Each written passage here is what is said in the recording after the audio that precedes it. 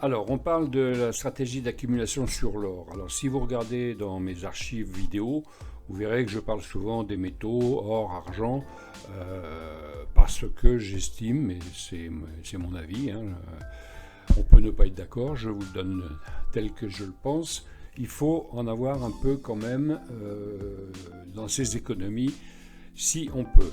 Bon, stratégie d'accumulation sur l'or, une façon d'entrer au moment optimum pour se garantir de l'inflation, sachant que les métaux c'est pour le long terme et qu'on peut aussi tout simplement acheter quand il est très bas. Bon, mais quand on n'a pas de signal, donc vous voyez où je veux en venir, je vais encore vous parler de mon indicateur bête. Quand on n'a pas de signal, acheter à un moment où ça baisse, c'est quand même pas non plus le meilleur moyen d'optimiser ses placements. On ne sait jamais jusqu'où ça va baisser, hein, comme on dit en bourse, on n'attrape pas un couteau qui tombe. Donc, on va imaginer la stratégie que je vous propose à partir de 2008. L'or, c'est une garantie ultime contre l'inflation et la chute des monnaies. Bon, bah oui, hein, beaucoup de gens y le pensent, mais il faut y croire.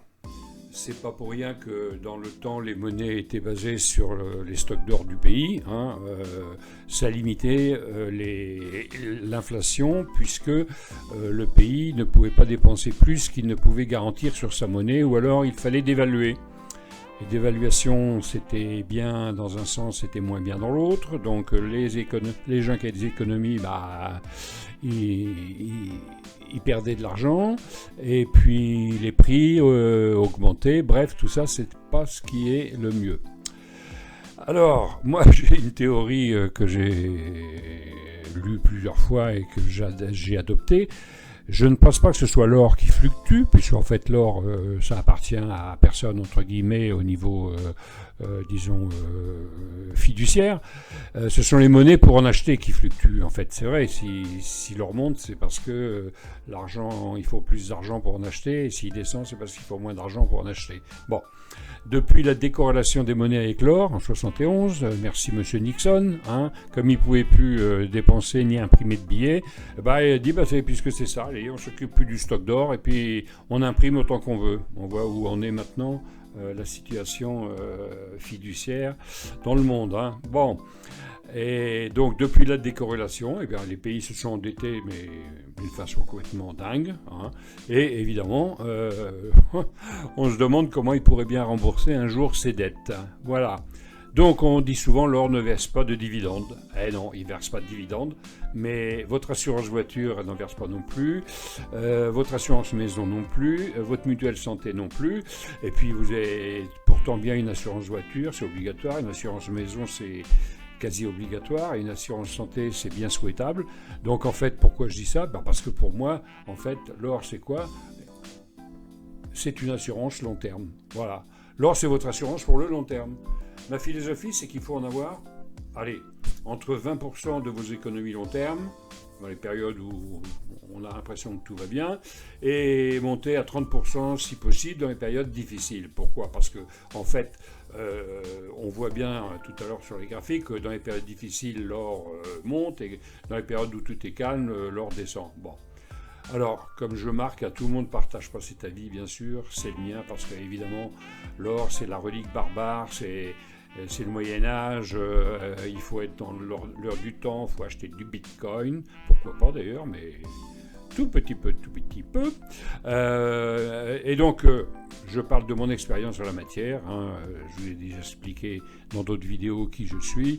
Depuis 2008, j'ai commencé à investir dans l'or. En janvier 2008, une once d'or valait 922 €. Le prix d'une once d'or ce mois-ci, on est en décembre donc 2021, 1781 €, c'est-à-dire 93% en 13 ans. Ah, 93% en 13 ans. Ah oui, bah, j'entends, hein, mais la bourse c'est mieux, bien sûr, mais c'est mieux. Non, c'est pas mieux la bourse. La bourse c'est différent, voilà. La bourse, si on ne spécule pas, bah, on suit les cours, on entre et puis on reçoit des dividendes. Voilà. Et sur les 13 années où l'or a fait 93%, eh bien le CAC il en a fait 42. Voilà. 93, 42. Ah, alors oui, allez, sans les dividendes, hein. Bon, allez, admettons. Mais n'empêche, hein, en janvier 2008, l'indice était à 4893 et en décembre 2021 à 7004. Voilà. Donc 42 versus 93. Bon, mais c'est différent. L'or, c'est une assurance. Voilà, c'est pas un placement. Vous achetez quand vous pouvez et puis vous l'oubliez. Moi, c'est ce que j'ai fait depuis 2008. Voilà, je l'oublie. Bon, alors c'est pas moi qui vais vous dire quoi acheter, comment le stocker et tout. Faites très attention. Achetez de l'or de bourse. Achetez pas des pièces de collection parce que c'est pas du tout la même chose. Vous achetez des pièces de bourse. De ce qu'on appelle l'or de bourse, voilà. Et puis, vous les oubliez, voilà. Alors, vous les stockez, vous les faites stocker. Bon, il vaut mieux les avoir chez soi, mais ça, chacun fait comme il veut. Hein. Il y a des façons aussi de le faire stocker, c'est quand même mieux. Bon, eh bien, écoutez, je vais donc vous montrer la suite. Je vous propose de voir ça, donc, comme d'habitude, en vidéo. Voilà. Voilà donc sur le graphique de l'or et je l'ai affiché en mois. Pourquoi en mois? Parce qu'on investit pour le long terme. Donc, puisqu'on investit pour le long terme, on ne va pas non plus regarder toutes les semaines où on en est. Hein. La philosophie de l'investissement sur l'or, on en achète le montant, un petit montant en fonction, enfin je vous l'ai dit, 20 ou 30% de vos économies, mais vous pouvez en mettre moins, pour en mettre pas plus, c'est pas la peine, mais vous pouvez en mettre un peu moins, c'est en fonction de vos possibilités et de ce que vous croyez. Bon, je vous montre donc sur mon graphique, après la crise de 2008, ici, on voit bien là comment ça s'appelle, le moment où tout a failli basculer, hein, 2008, boum, l'or a chuté. Mais l'or a chuté de combien? D'abord, regardons ça. On est là, la chute est là, et on est descendu jusque là. 17%. Bon, effectivement, voilà. Et, évidemment, hein, je vais vous en parler, mon indicateur bête a fait un signal en janvier. Voilà.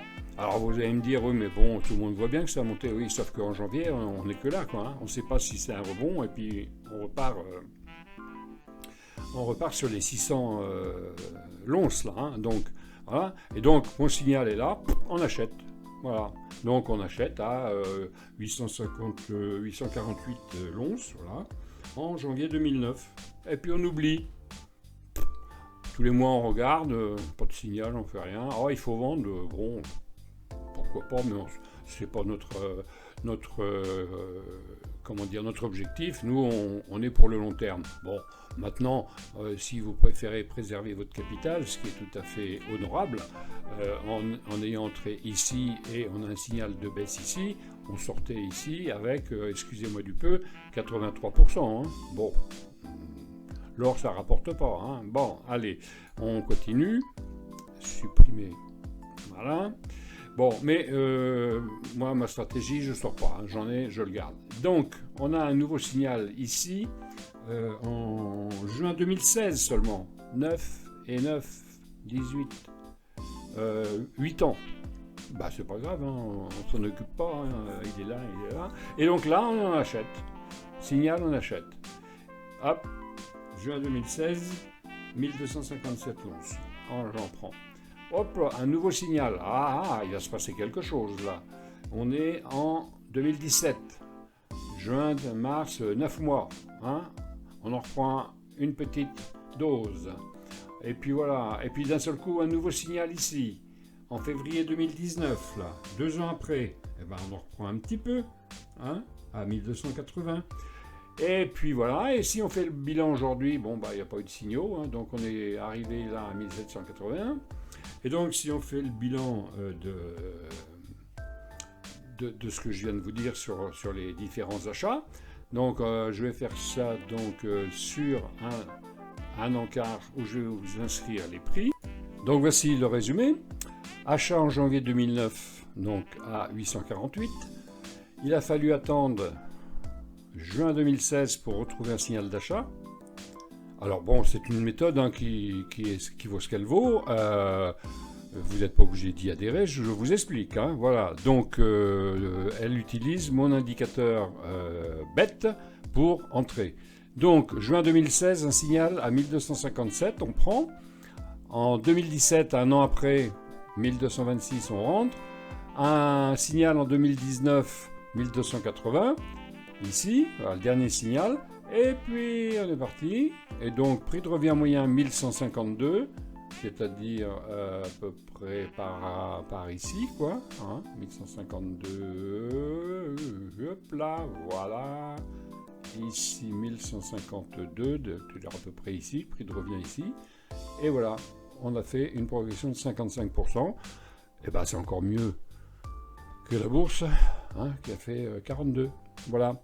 Donc, je voulais juste vous montrer que mon indicateur BET, on peut l'utiliser de 36 façons. Il a simplement l'avantage de vous indiquer qu'il va se passer quelque chose. Alors après, vous y croyez ou n'y croyez pas, vous analysez pas, mais au moins il vous prévient. Par exemple ici, donc il vous prévient qu'il y a une baisse. Vu l'amplitude, vous pouvez vous dire, ça vaut peut-être le coup que j'engrange un peu d'argent et puis je rentrerai un peu plus tard. Pourquoi pas, vous voyez. Donc là, du coup, on sort, hein, je vous l'ai montré tout à l'heure, on sort ici, hein, et puis on rentre à nouveau ici, Bon, sachant que c'est du long terme, moi, je sors pas, j'accumule des petites sommes au fur et à mesure. Voilà, écoutez, j'espère que ça vous a plu. Mettez-moi un pouce en dessous, il n'y en a pas souvent, c'est dommage, mais ça serait gentil. Abonnez-vous, ça sera encore mieux. Alors voilà, je vous annonce prochainement une vidéo très très spéciale sur mon indicateur BET. C'est Noël, c'est la période des cadeaux, je vous en dis pas plus, abonnez-vous et vous allez savoir très bientôt ce qui va se passer. Voilà, je vous remercie, allez, bon week-end, au revoir.